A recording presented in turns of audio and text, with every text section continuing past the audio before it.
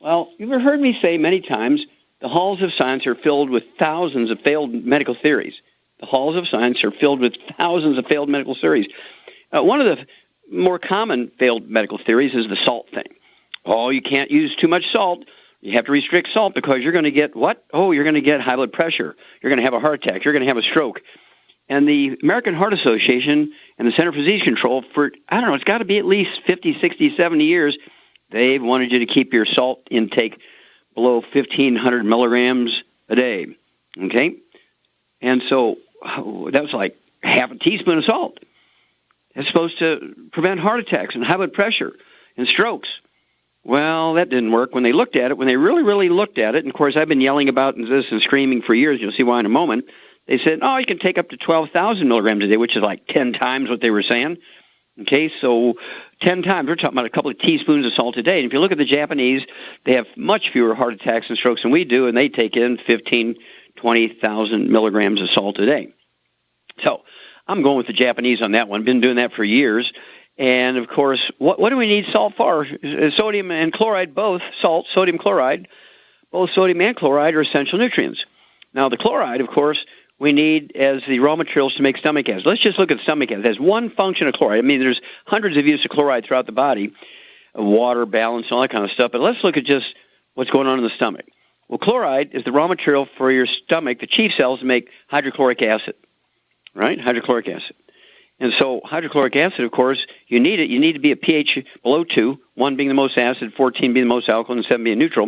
You need to have a pH below 2, almost as acid as it could be, like battery acid, for your pepsin to work, which is a stomach acid, which is a stomach enzyme made by the chief cells to, in fact, digest proteins down to amino acids.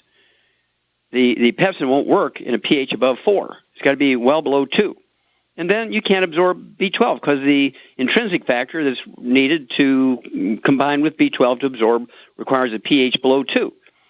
And you can't absorb minerals like iron. You can take all the iron you want. You're just going to get constipated in a black bowel movement if you don't have enough stomach acid to absorb that iron. Also, to keep your stomach environment sterile so you don't have yeast and bacteria growing so you have reflux, not acid reflux, but lack of acid reflux, you need to have a pH of your stomach environment below 2. Now, that goes along with the failed theory on saturated fats. Saturated fats are good in actuality, and the polyunsaturated oils are bad, just the opposite of what doctors have said. The American Heart Association back in 1911 accepted a $1.7 million grant from Procter & Gamble to endorse Crisco. So Procter & Gamble could sell Crisco as a shortening. It has nothing to do with science. It was all just an ad campaign to sell Crisco. And they've killed 1 billion people in the industrialized world selling Crisco and margarine and cooking oils. And then, let's see here. What's another one? Another one is, prions causing mad cow disease and Creutzfeldt-Jakob disease in humans. No, it's actually a copper deficiency. And then you look at the genetic theory. Well, that's where my book, Epigenetics, comes in. It goes to all these failed medical, well, I shouldn't say all of them. There's thousands of them. So we picked some of the more egregious ones. Epigenetics, the death of the genetic theory of disease transmission. And so the genetic thing, that went out in March of 2013 when James Watson, one of the two guys, got the Nobel Prize for the double helix structure of DNA. He said, all the experiments we've done over the last 60 years in genetics have been irrelevant because there's no disease, including cancer, diabetes, that are transmitted by genetics. It's all been irrelevant because it's really just chemistry, biochemistry, a.k.a. nutrition. And so I've been saying this since the 1960s when I did those 20,000 autopsies with the Center for the Biology of Natural Systems, Washington University in St. Louis Zoo, and the Shaw's Botanical Gardens. The book that came out of that, 1,200 pages in the Smithsonian Institute, is a national treasure. People can't deny that it was done. Why is it in the Smithsonian Institute as a national treasure? Well, it started out as a $7.5 million grant, grew into a $25 million grant, and today it would cost over $1 billion to redo that same study. And so they love that book because they're not going to spend $1 billion to redo it. The truth is the truth, right? Whether it's then, in the 1960s, or now, in the 2000s. So, I want you to think about it. The death of the genetic theory of disease transmission, okay, the title is Epigenetics. I want you to realize that you're going to have power. When you read this book, Epigenetics, It's going to add 25 to 50 healthy years to your life. I think equally or maybe even more important, it's going to add 25 to 50 healthy years to the life of your kids and your grandkids, because experts say that you will be burying your children if we keep doing what we're doing. So I urge you to change what you're doing, because that prediction will come true that you'll be burying your children if you keep following these failed medical theories.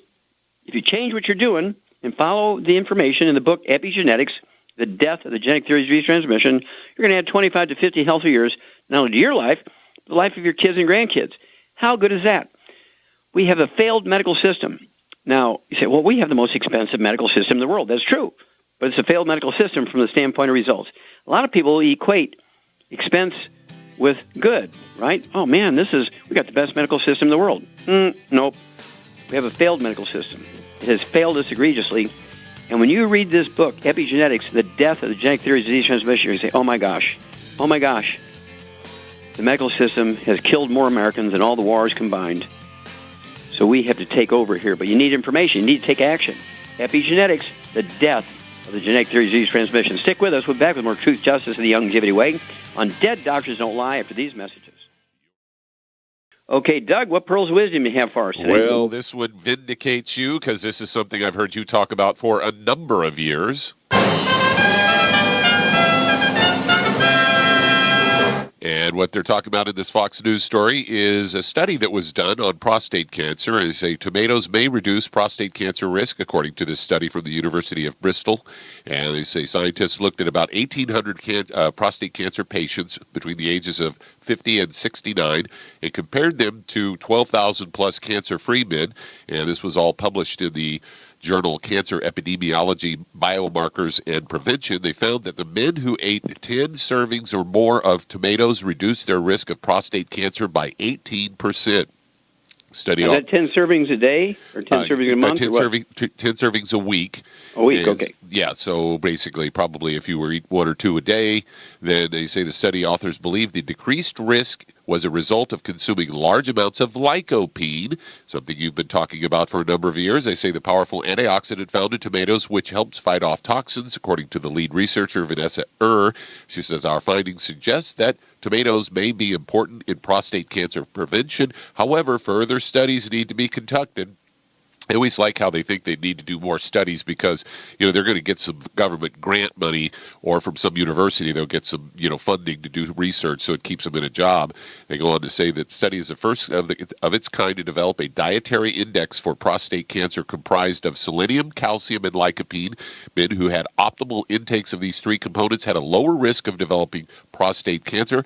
They say, according to the American Cancer Society, that 1 in 7 men in the United States has prostate cancer, and it is the second leading cause of death by cancer in the U.S. They say prostate cancer rates are higher in developed countries, and leading some experts to attribute it to the westernized diet and lifestyle. So there you go. You've been vindicated again, Doc. Yeah, no, they're saying they've just discovered that selenium and lycopenes will reduce your risk of cancer. Yeah, I guess I've been saying that for 36 years. I guess they didn't read your book. Yeah, well, they didn't read the book, Dead Doctors Don't Lie. They didn't listen to the CD, Dead Doctors Don't Lie. And, of course, this is Dr. Schrouser. He's one of my mentors. He's a guy who in 1957, along with Dr. Klaus Schwartz up in Madison, Wisconsin, determined that selenium was, in fact, an essential nutrient.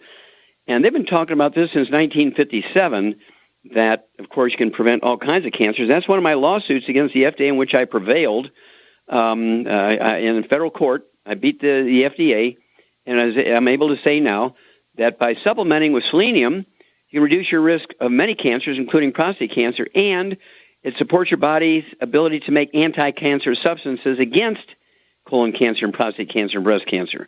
And so now they want more studies? Yeah, I think they just need to read your book because, I've been hearing you talk about lycopenes and, that and luteins that are found in tomatoes for probably at least the entire time I've known you, for 15, 16 years now. And, I think it's just kind of weird that these guys would, act like this is some ground-shaking new thing when, like you say, Dr. Schrouser discovered this back in 1957. I mean, how far behind the 8 ball are these guys going to stay? Well, they say about 25 to 50 years behind, maybe in some cases 100, in some cases 1,000 years behind. And it's quackery, quackery, quackery, quackery until one of them decides it's good, and then suddenly becomes a new discovery. And I just find this amusing. And again, I want to urge people to get a hold of that book, Epigenetics, because it has all Dr. Schrauzer's research in there. In fact, he's a co-author in the book Epigenetics. I mean, he's never done this. He's never become a co-author for anybody. But in this book, Epigenetics, he's one of our co-authors. I mean, what a great guy. And when it comes to trace mineral research and rare earth research, there's nobody like Dr. Schrauzer. So we're just so proud to be associated with him. And we've got to credit him with the selenium thing. And I'll take the credit for the lycopene stuff. Thank you, Doug. Super job as usual. Well, stick with us. We'll be back with Dead Doctors Don't Lie. More truth, justice, and the longevity way after these messages. Okay, Doug, let's go to callers. All right, let's head to Virginia. And Trey, you're on with Dr. Wallach. Hello, Trey, you're on the air. Yes, hello, Dr. Wallach. How are you? Fine, sir. Thank you. How can I help you today?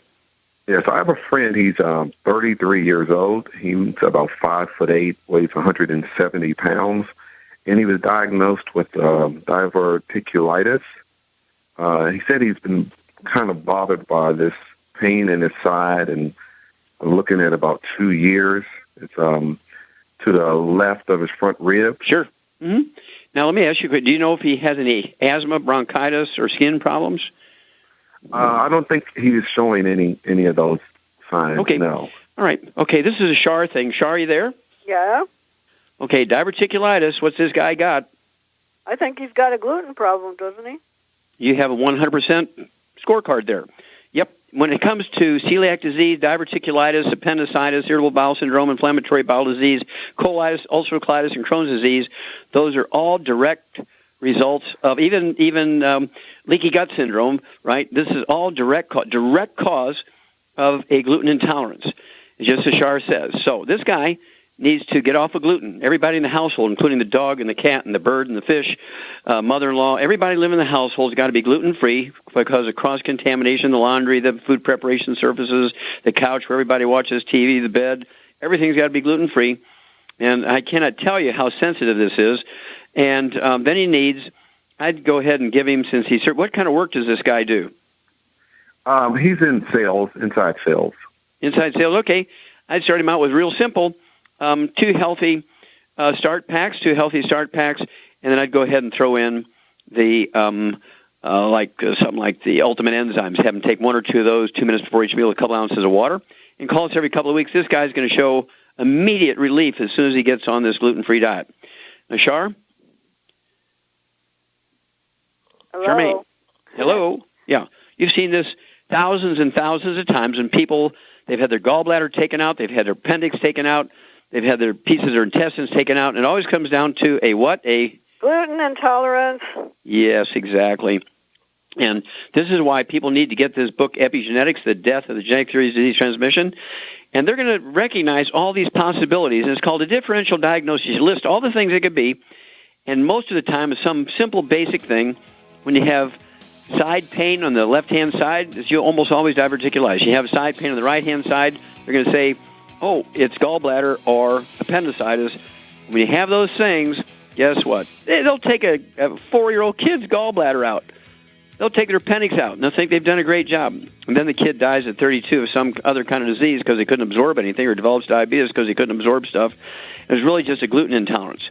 So always look at that. This is where we're going to train you, and so you'll be like Shar. Shar, do you have any medical education?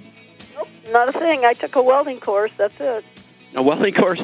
And do you have any, let's say, advanced education or high school? What did you have? I graduated from high school and I took a welding course.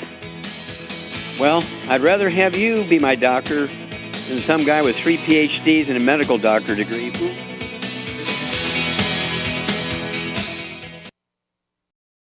Well, let's go to Florida and talk to Teresa. You're on with Dr. Wallach. Hello, Teresa. You're on the air. Hey, Dr. Wallach. How are you? Hi. How can we help you today? Good. I am calling for my boyfriend on behalf of him. He is 29 years old. He is been diagnosed with an underactive thyroid. He takes Nexium every day. He has severe acid reflux. He's always tired, mood swings. He's easily irritable. He sometimes has bloody stool. He's about 90 pounds. headaches. 90 or 190? Wait a minute. Whoa. 90 or 190? 190. Okay. 190 pounds. 5 Okay. Depression, and he has been told in the past that he was borderline diabetic. However, he's already on the Healthy Start Pack for digestion, and he takes the root beer belly, but he has had no relief for the acid reflux. Okay, and he's taking the Ultimate Enzymes with the Healthy Digestion Pack, right? Yes. Okay. All right. Okay, Shar.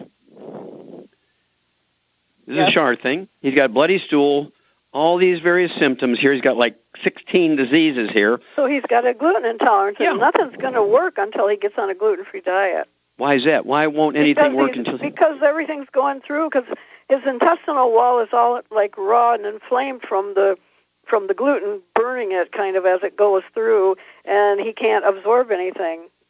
He has what's called a contact enteritis. Enteritis is a word used to describe inflamed and as you say, almost like burnt intestinal lining called contact enteritis. Just like when you get poison ivy in the skin, it's a contact dermatitis, or you put battery acid on your skin, you're getting a contact dermatitis. Same thing happens to your intestines. So the first thing, Teresa, yourself, the dog, the cat, the bird, the fish, mother-in-law, everybody in the household has got to be, what? Gluten-free. As Shar says, perfect. And, of course, in addition to the 190 pounds, 2 Healthy Start Packs, if he's a pre-diabetic, I'd give him the Sweeties capsules, give him 3 of those twice a day. And if he's tired and depressed, I give him the de-stress capsules, 3 of those twice a day. What would you do for his low thyroid, Shar? I give him Ocean's Gold.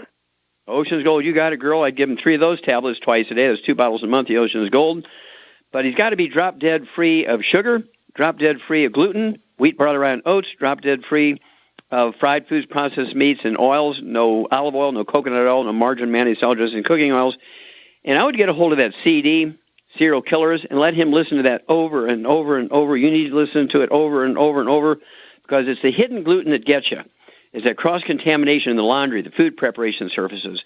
One person in the family cannot hope to be gluten-free when somebody else in the house, including the dog and the cat and the mother-in-law, is eating gluten. And we'll be back with more Truth, Justice, and the Longevity Way on Dead Doctors Don't Lie for these messages. Let's go to Ohio, and Sally, you're on with Dr. Wallach. Hello, Sally, you're on the air. Hi, Dr. Wallach. Yes, ma'am.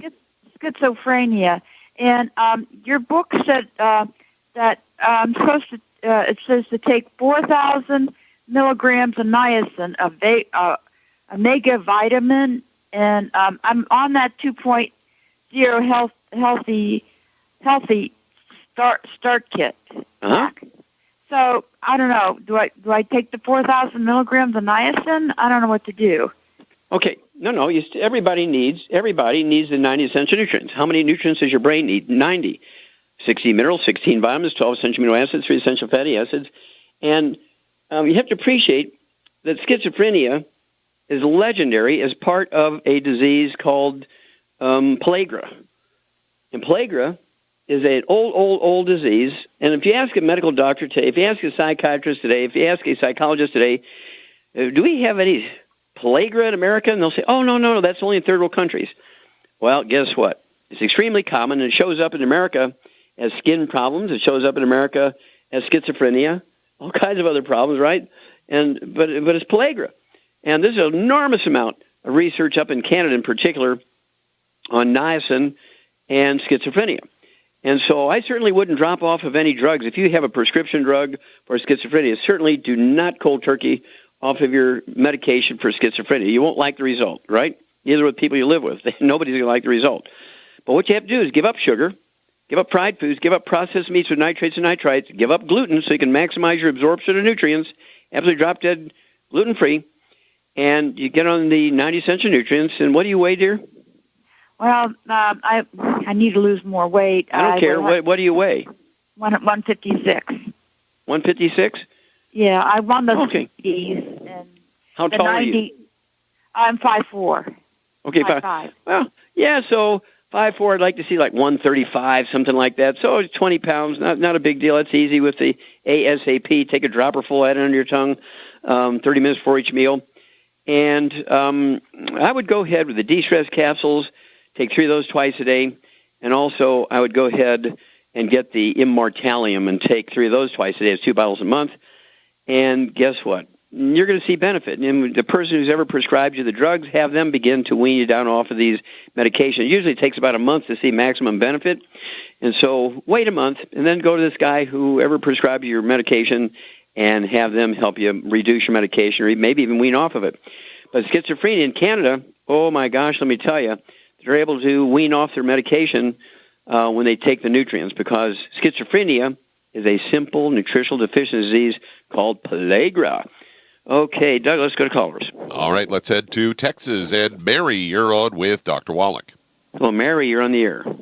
Hey, Dr. Wallach. I'm following up on my dad and a dear friend, and if you have time, I want to ask your thoughts on pharmacogenomics labs that are popping up around here in Texas. Okay, well, you have to pick one. You have to pick one question here. Where you want to go? Absolutely. Okay, so let's start out with, I have a dear friend who has, so she's got, she had this CAT scan, follow-up CAT scan, where they don't know if it's migraines or some inflammation, or she did have some whiplash. Okay, so stop. So she has a CAT scan of her head because she has headaches, right? Yes. And they didn't find any aneurysms, no cancer, nothing like that, no MS. Okay, right? Anything you can see with the CAT scan, they haven't seen anything, correct? Right. Okay, good.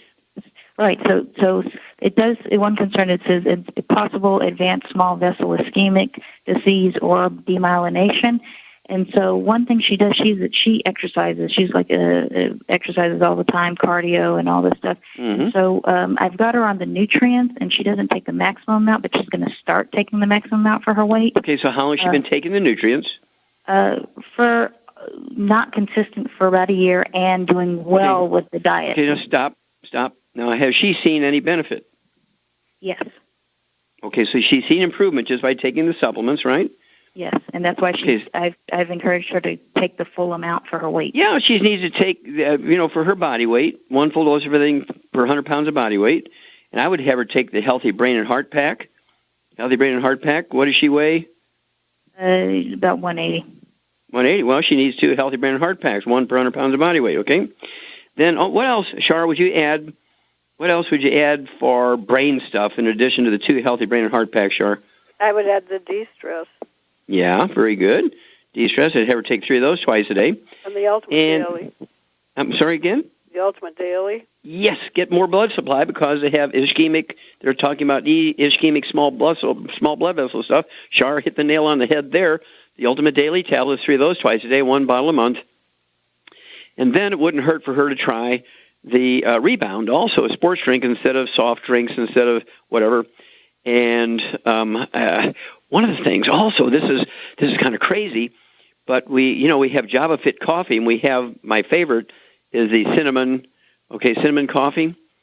And cinnamon has been showed to improve people with everything from Parkinson's disease and other brain things. Cinnamon is just fabulous, for brain stuff, including migraines and Parkinson's disease.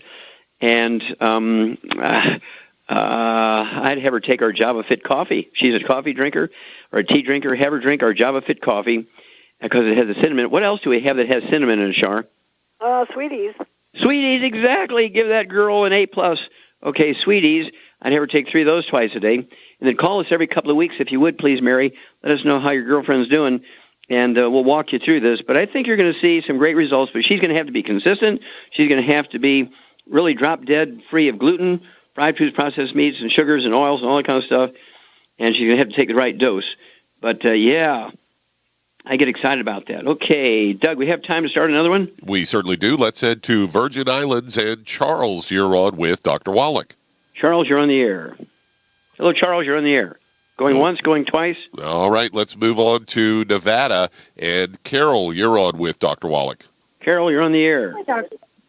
Hi, Dr. Wallace. Hi, how can we help you? I'm 3 months pregnant, and I've been diagnosed with a subchorionic hemorrhage, and I've had 3 major bleed outs, and I'm still bleeding, and I want to know what I can do to stop it. Okay, now, have you had miscarriages before? Yes. Okay, we're about the same time? No, all before my first 8-week ultrasound. But one of them was a belighted ovum. Okay. Now, do you ever have skin problems, any eczema, dermatitis, or psoriasis? No. You ever have any asthma or bronchitis? Bronchitis I had a couple times. Okay. You ever had anything like unexplained diarrhea or constipation, any bowel problems, irritable bowel syndrome, that sort of stuff? Not before I got pregnant. Well, tell me after you got pregnant, what you got? I had constipation, but prunes kind of healed that. What healed that? Prunes. Oh, prunes. Well, we'll be back after these messages. Hang on. We'll be back after these messages.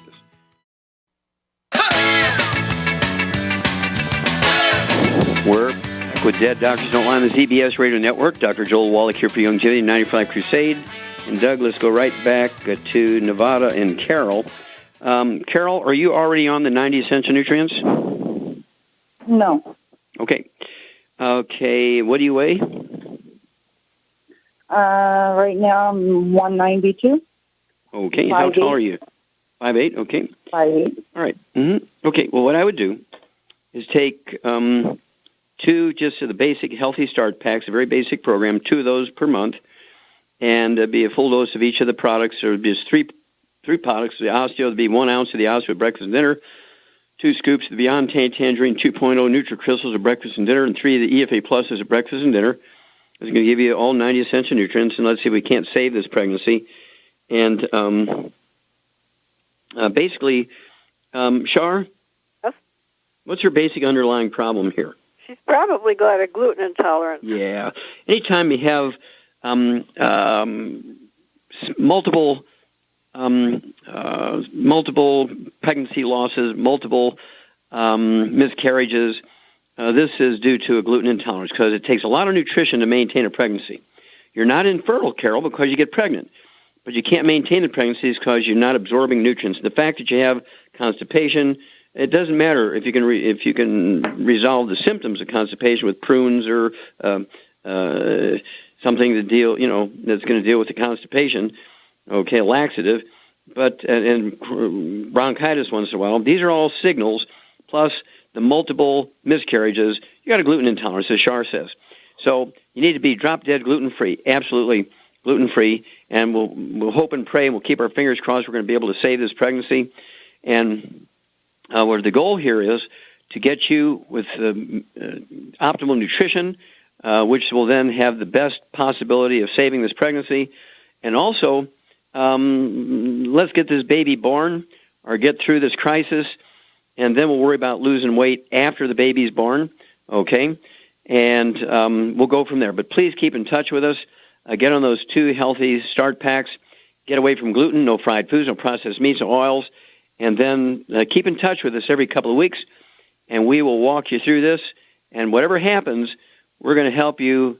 Do you have any children? Have you had successful pregnancies? No. Okay. Well, I guarantee you we're going to make that happen, okay?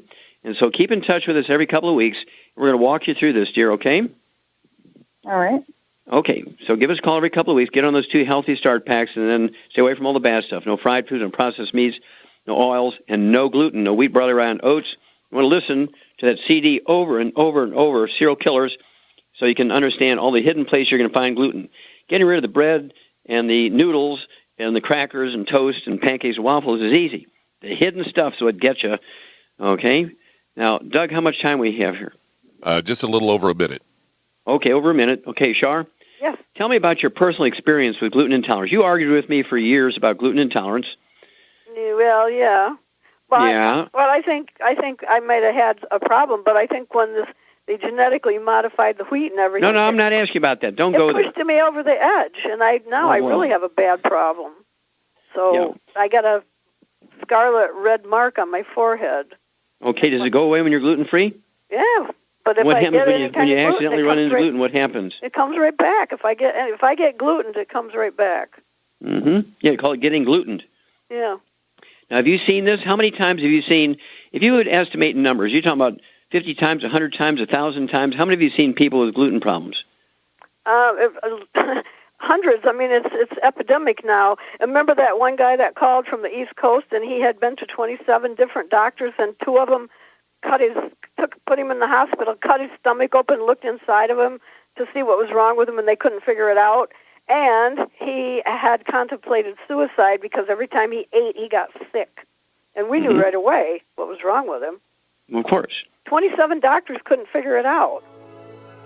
Well, thank you, Char, for your insight, sharing your personal experience.